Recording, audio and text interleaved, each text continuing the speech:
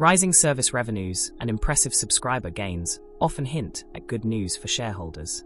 Yet, beneath Globe Telecom's resilient operations lies a new financial reality, one that could reshape expectations for dividend growth.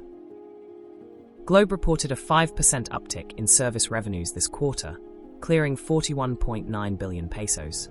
But net income tells a different story, down 20% from last year. The reason isn't just about how much Globe earns, but how much it now spends to keep its network running and competitive. Financing costs have doubled, with total debt-related expenses reaching 6.39 billion pesos. Interest alone rose by 10%.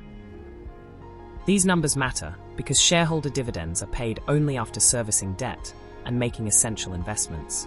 Globe's operating cash flow remains substantial, but a bigger slice now goes to creditors, tightening the window for higher dividend distributions. Network investments are also rising.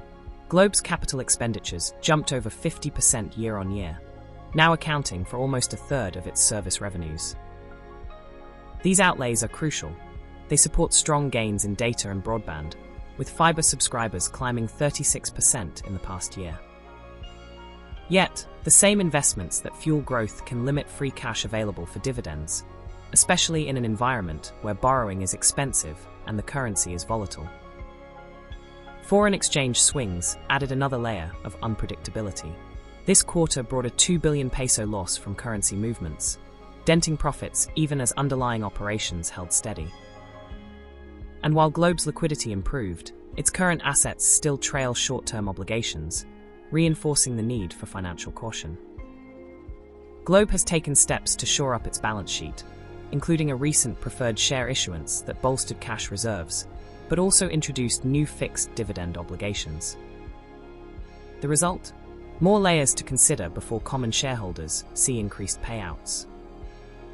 All this leaves Globe's dividend policy intact, but with less headroom for upward adjustments. The company remains fundamentally sound. Service revenues are up, core net income is growing, and its position in mobile, fiber, and digital finance is strong. Still, higher debt service, mounting capex, and FX volatility now shape a dividend story with less margin for error. For investors, the message is one of prudent optimism. Globe continues to deliver, but counting on ever-rising dividends calls for a more measured outlook as financial pressures mount.